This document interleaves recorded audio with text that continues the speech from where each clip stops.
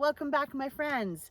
For those of you that are new to the channel, I'm Kimmie. I am living on 73 acres here up in North Idaho. I am brand new to this whole country life. I've only been living here for, well, I say brand new, but I've been living here for 2 years now, and I'm still learning every single day. There are a lot of different facets to this beautiful country life. Learning about self-sustainability, and right now I'm doing a foraging series and talking about the medicinal qualities of that specific type of plant. So let's go check out the plant that I want to talk to you guys about today.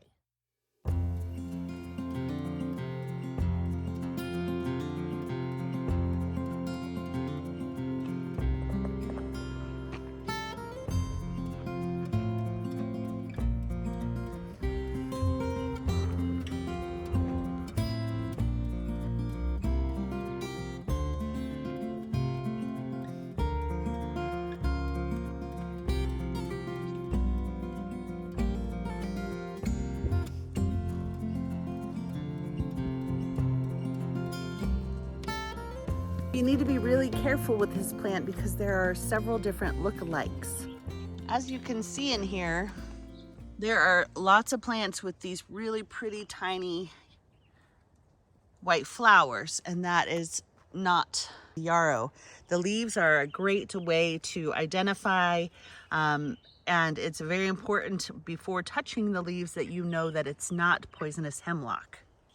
You can see this one's not it either because of the leaf. Now, don't confuse this plant with hemlock.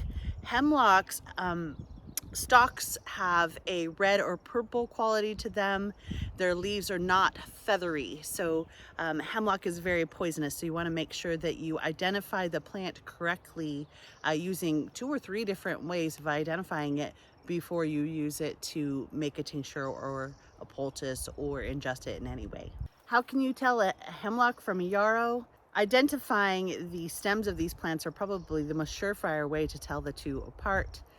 With hemlock, the stems will have almost purplish or blotchy coloring to them, although not always.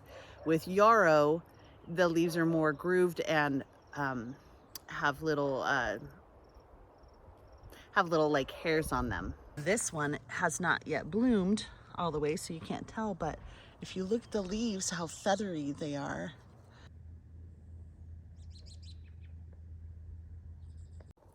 That will help you identify the proper plant. So yarrow is a very useful application for both tick and mosquito repellent. It has been shown to be more useful than DEET. You can apply both the salve and a tincture to bug bites to instantly take that sting and pain away. It also is great for wounds. So the use of yarrow predates the Civil War. Back in the ancient time, they called it the warrior plant. So back in the Civil War, they would use it as a dressing along with mullein by using the dried plant and in powder form and putting on the wound.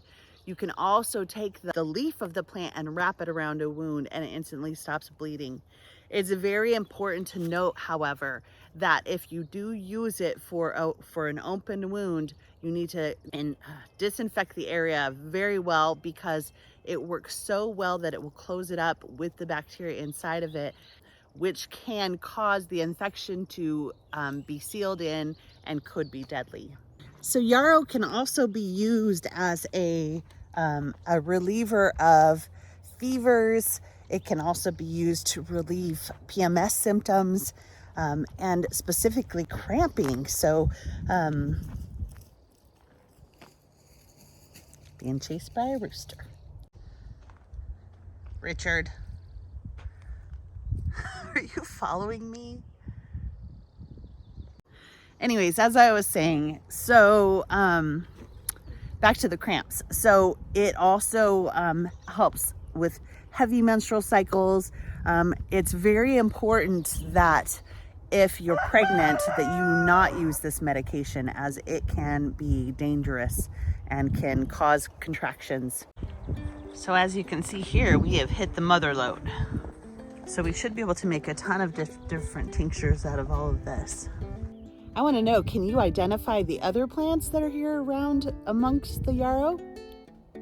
Comment down below.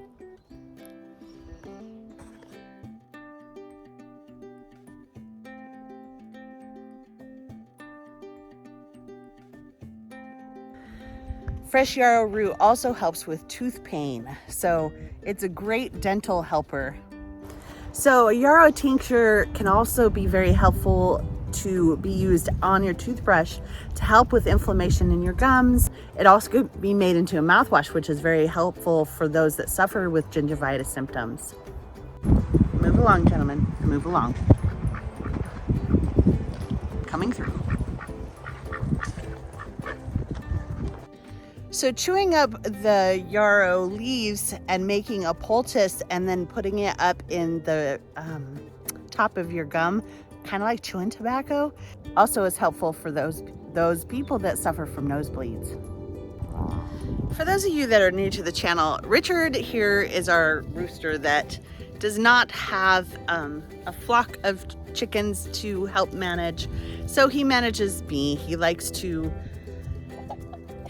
stalk me, especially when I'm doing videos. So often he'll come up behind me, and as he just was when I was videotaping this beautiful yarrow plant, and he came running up on me. So anyways, you'll see him routinely throughout my videos. He's quite humorous, and actually we really love him here, so that's why we keep him around.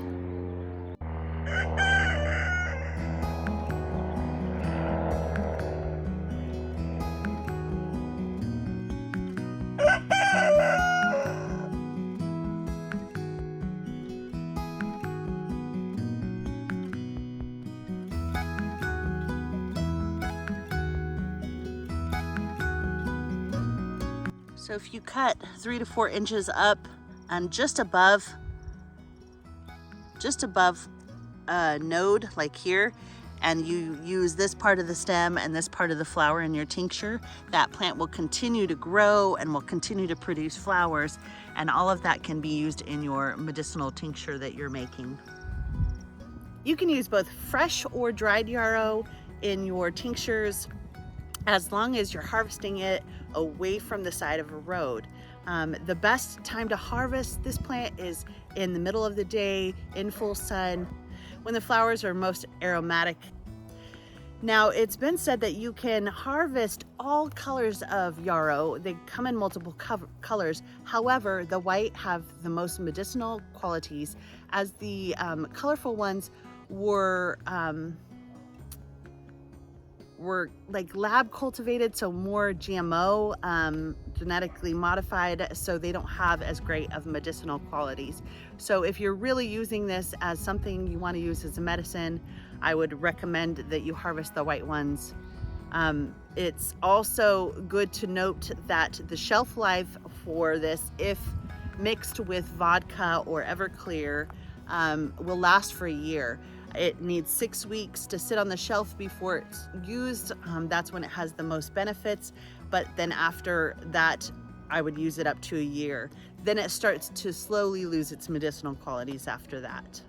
It's good to note that you can use, if you're, don't want to use alcohol for whatever reason, you can also mix it with apple cider vinegar, as long as it's a pure apple cider vinegar with the mother, or you can also do it with vegetable glycerin, which also works just not as well. It does not pull out those the medicinal quality of it as much as alcohol will.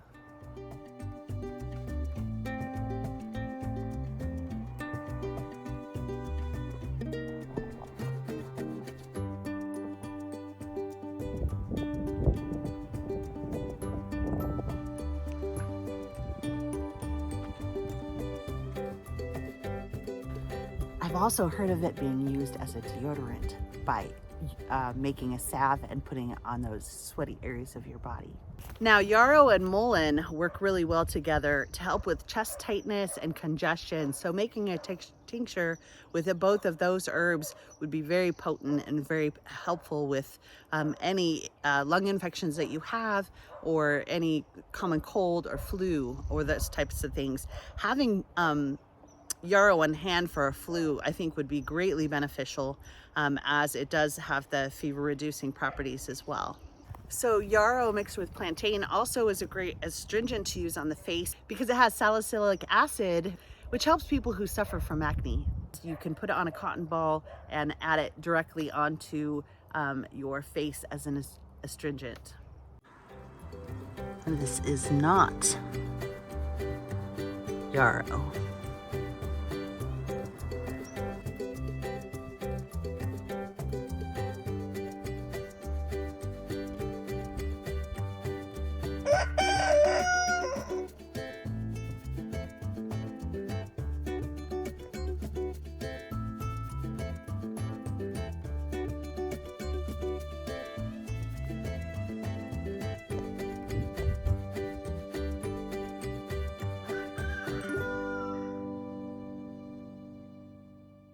I want to thank you all for coming along and joining me on my journey.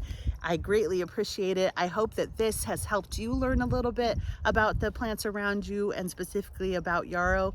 It is a fantastic plant, and I do have a rooster yelling in my ear, and I do plan in the near future to be harvesting it myself and using it as a tincture or as a salve.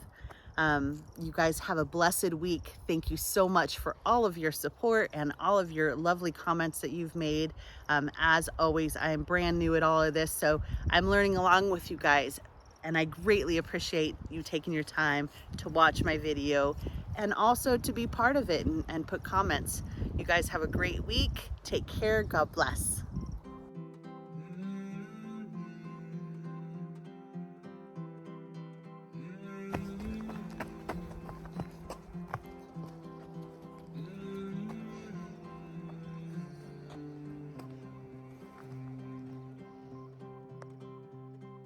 When the flowers are most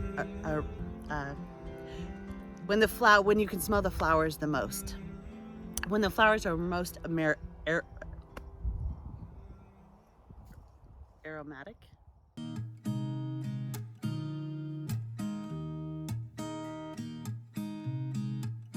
There's a new day that will come again tomorrow. There's a new day to wash away